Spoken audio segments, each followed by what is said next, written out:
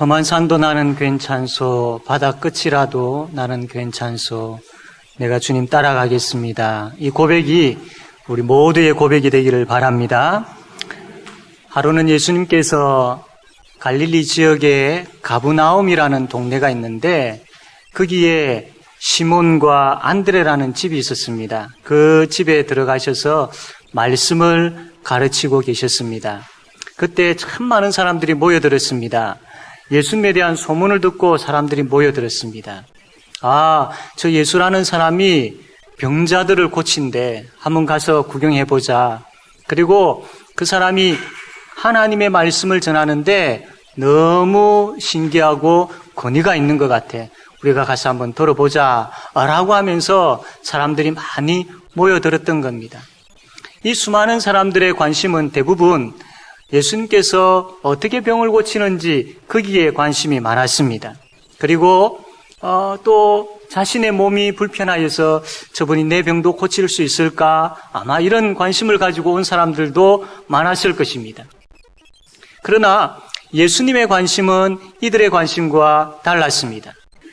예수님의 관심은 이 불쌍한 영혼들에게 예수님 자신이 바로 하나님의 아들이시고 이 땅에 구원을 베풀기 위해서 오신 메시아이심을 알리시는 것. 이게 예수님의 관심이었던 겁니다.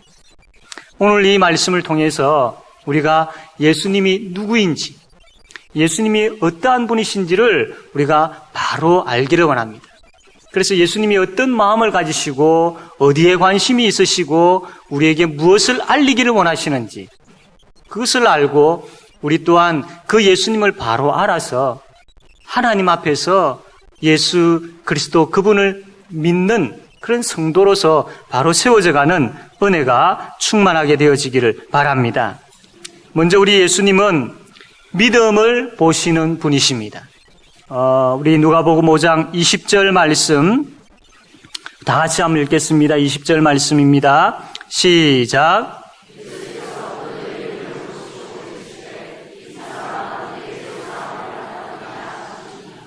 아멘. 예수께서 그들의 무엇을 보시고 믿음을 보시고 라고 했습니다. 예수님께서 많은 무리들에게 말씀을 가르치시고 계실 때에 한 중풍병자가 예수님께 나옵니다. 그런데 그 중풍병자는 혼자 거동하기가 힘들어서 4명의 친구가 이 중풍병자를 침상에 메고 예수님께로 옵니다. 그런데 그 집 입구에 오니까 수많은 인파로 인하여서 도저히 예수님 앞으로 나아갈 그런 길이 보이지 않는 것입니다. 만일 웬만한 사람들이라면 안 되겠다. 다음 기회에 오자. 우리가 이렇게 애써 왔지만 이 많은 무리들을 뚫고 어떻게 우리가 나아갈 수 있겠는가? 돌아가자. 아마 이렇게 생각했을 겁니다. 그러나 이 4사람은 달랐습니다.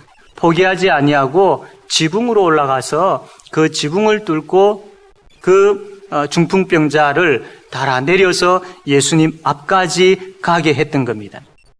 아니 도대체 이 사람들은 어떤 힘이 생겨서 어떤 이유로 이렇게까지 했겠습니까? 이 사람에게는 이 4명의 사람들에게는 믿음이 있었습니다. 어떤 믿음이냐면 예수님을 신뢰하는 믿음이 있었습니다. 이 중풍병자를 치료하실 수 있는 분은 예수님밖에 없다. 그래서 예수님 아니면 안 된다.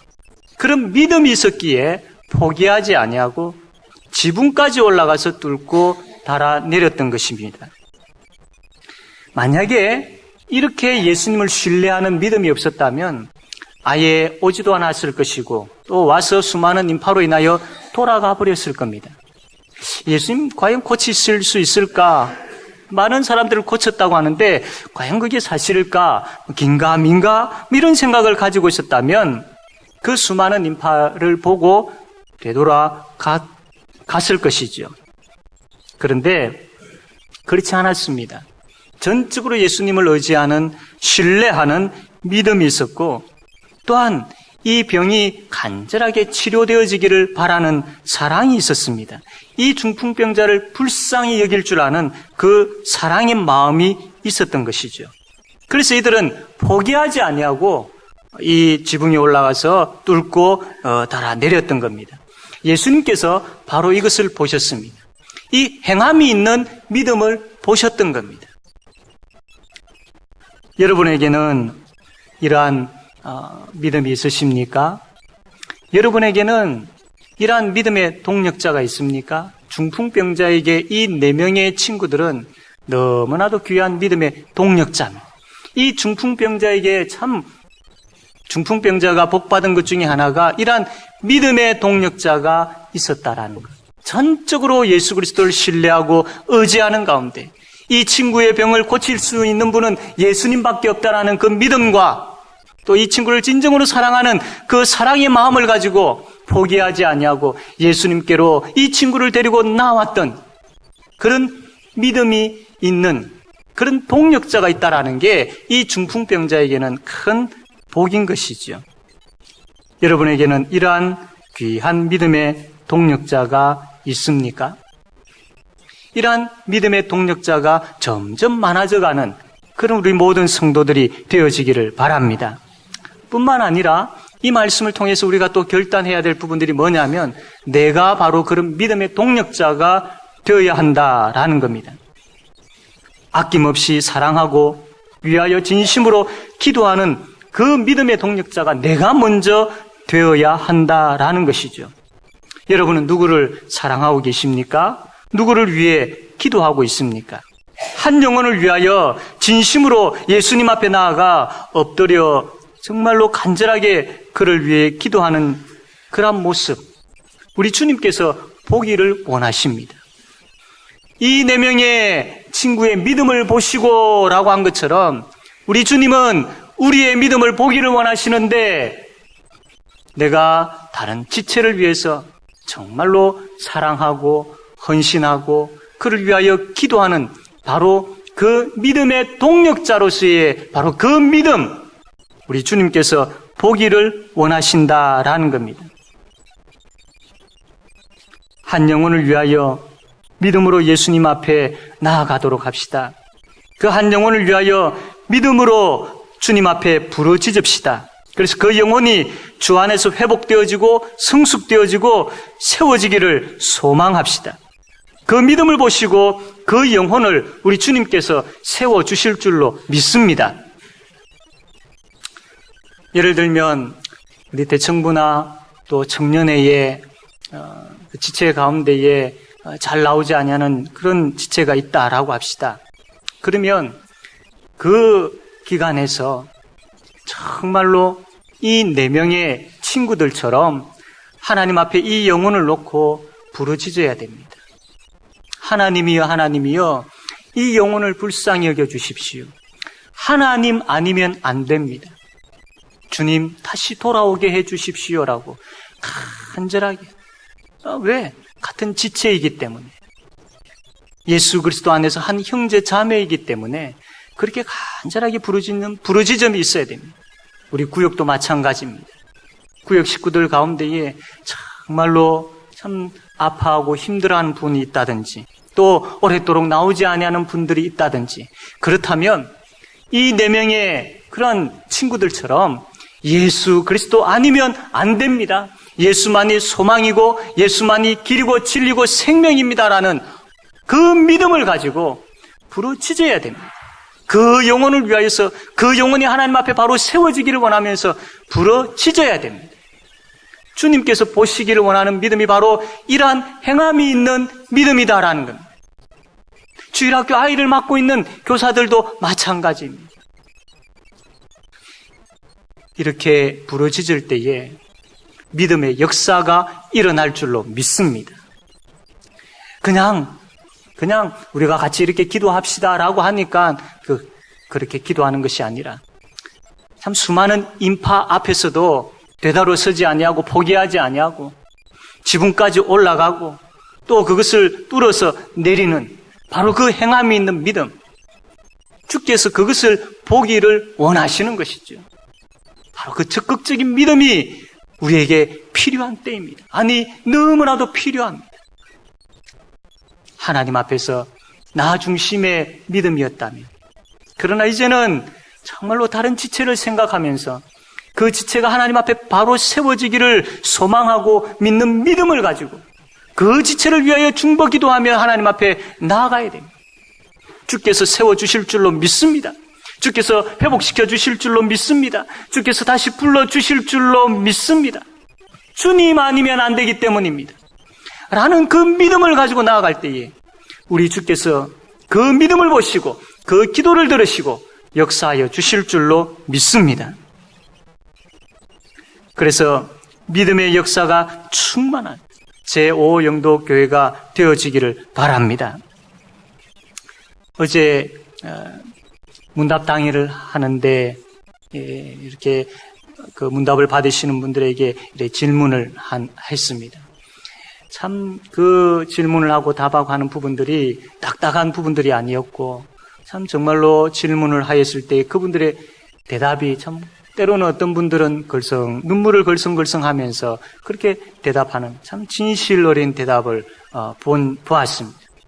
그 가운데 한 분이 이런 이야기를 합니다.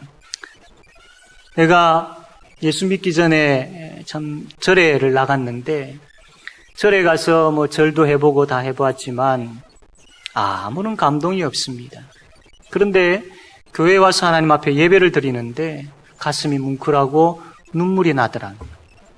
이 이야기를 자기 딸에게 했다고 합니다. 그 딸이 그 이야기를 듣더만 아버지, 이것은 하나님께서 내 기도를 들어주신 겁니다. 라고 고백을 하더랍니다. 얼마나 그 딸이 아버지를 위해서 기도했겠습니까? 그냥 대충 기도했겠습니까? 믿음의 기도지요. 이 믿음의 기도를 하나님께서 보시고 들으시고 믿음의 역사가 일어났던 겁니다. 사랑하는 성도 여러분, 믿음의 역사는 분명히 있습니다. 우리의 지체를 진정으로 사랑하는 마음을 가지고 주께서 역사하여 주실 줄로 믿는 믿음을 가지고 그들을 위해서 기도하고 돌아보고 포기하지 아니하고 정말로 그들이 하나님 앞에 바로 세워지기를 소망하고 그 믿음 가지고 나아가는 우리 모든 성도들이 되어지기를 바랍니다. 두 번째로 우리 예수님은 긍휼을 베푸시는 분이십니다. 우리 20절 말씀 다시 한번 읽겠습니다. 20절입니다. 시작.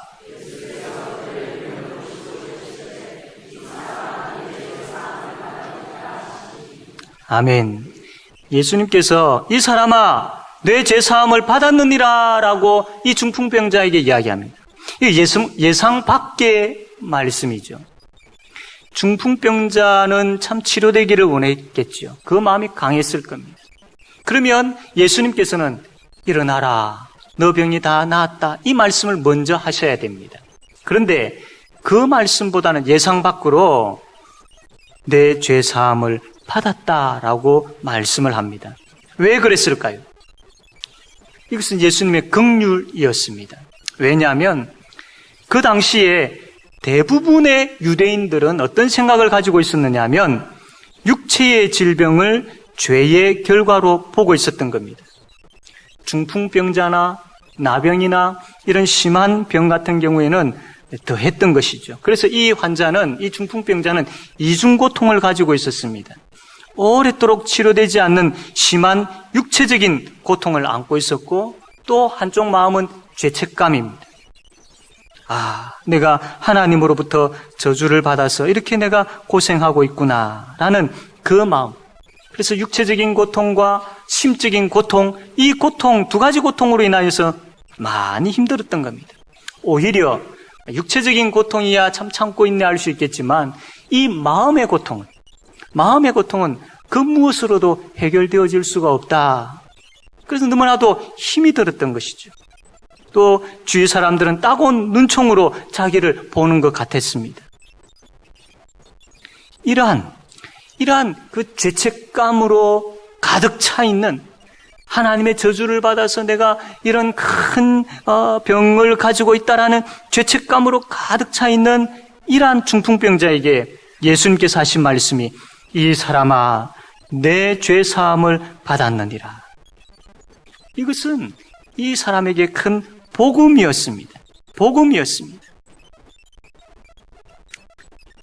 예수님은 이 사람에게 긍휼을 베풀고 계시는 것이지요. 우리 예수님은 긍휼을 베푸시는 분이십니다. 걱정과 고민의 나날로 보내고 있고 또 신음하는 자들을 외면치 아니하시고 우리 예수님은 긍휼을 베푸시는 분이십니다. 긍휼의 손을 먼저 내미시는 분이시죠. 우리가 누가복음 5장 우리가 본문 말씀을 읽었는데 이 바로 앞에 내용을 보게 되어지면 예수님께서 나병 환자를 치료하시는 장면이 나옵니다. 이 나병 환자는 그 당시에 참 이 병에 걸리면 같은 성 안에 살지도 못했습니다. 사람들이 접촉하지도 못했습니다. 그래서 멀리 했던 그런 사람이었죠. 그런데 예수님께서 이 사람이 예수님께 나아오실 때에 어떻게 했습니까? 그 사람이 나왔을 때에 주위에 있는 많은 사람들은 아마 도망갔다든지 멀리 했다든지 얼굴을 가렸다든지 막 이런 그 일들을 했을 겁니다. 그때 예수님께서 13절 말씀 보면 예수께서 손을 내밀어 그에게 대시며 이러시되 그 누구도 접촉하지 아니하려고 했던 그 사람에게 주님께서 손을 내미셨던 겁니다. 바로 이것이 긍휼의 손입니다.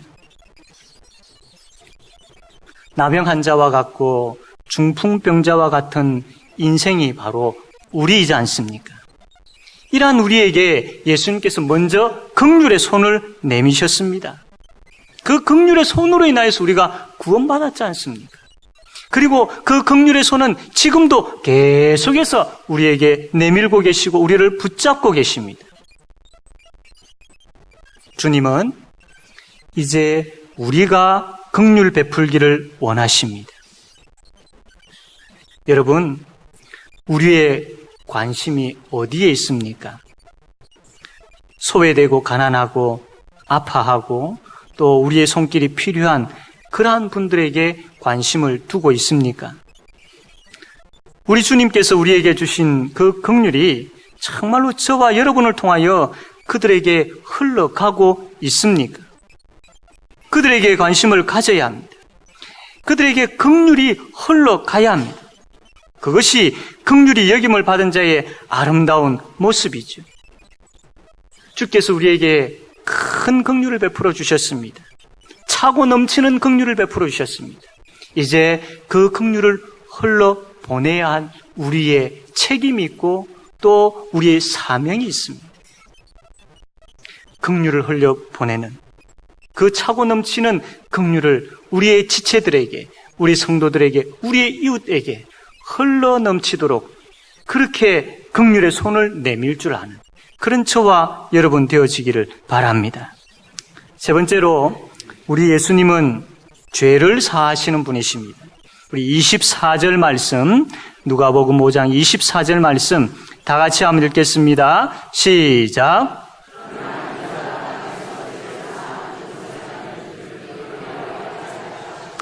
아멘.